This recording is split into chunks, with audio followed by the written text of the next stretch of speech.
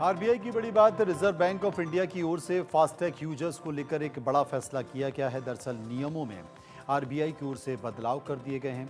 आपको बता दें कि देश भर के वाहन चालकों के लिए सरकार और एनएचएआई की ओर से एक बड़ी सुविधा की शुरुआत की गई है। ये सुविधा है फास्टैग की। जी हां, वाहन चालक इस सुविधा के जरिए न सिर्फ अपने धन की बल्कि समय की भी बचत कर सकते हैं। हालांकि फास्टैग को लेकर समय समय पर नियमों में बदलाव होता है। कुछ ऐसा ही बदलाव एक बार फिर से आरबीआई की ओर से जारी किया गया है। इस बार बदलाव के बारे में जानकर आप शायद खुश होंगे।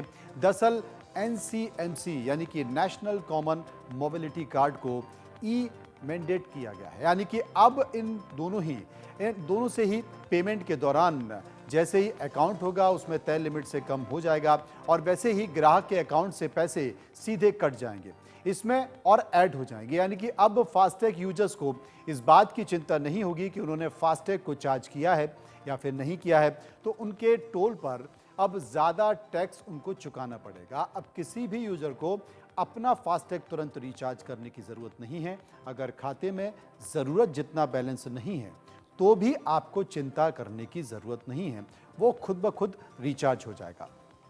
आपको अगर आरबीआई के इस नए नियम के तहत रिचार्ज से झंझट से मुक्त होना है तो आपको अपना खाते को लिंक कराना होगा और इसके बाद ई मैंडेट फ्रेमवर्क के अनुसार फिर अन्य कोई तरीका आपका खाता ही अपने आप रिचार्ज हो जाएगा।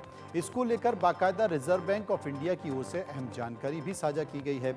आरबीआई की माने तो कई बार लोगों के पास वक्त की कमी होती है या फिर काम की अधिकता की वजह से लोग फास्टैग को रिचार्ज करना भूल जाते हैं। ऐसे में जब भी अचानक कहीं जाने का वक्त होता है तो टोल रोड से गुजरते हैं तो उन्हें कम बैलेंस की समस्या से जूझना पड़ता है। कई बार नेटवर्क की कमी की वजह से भी रिचार्ज करने में दिक्कत आती है। अब ऐसा नहीं होगा। सैटेलाइट बेस्ड सिस्टम के जरिए ये रिचार्ज अपने आप हो जाएगा और आपकी बड़ी परेशानी का समाधान हो जाएगा।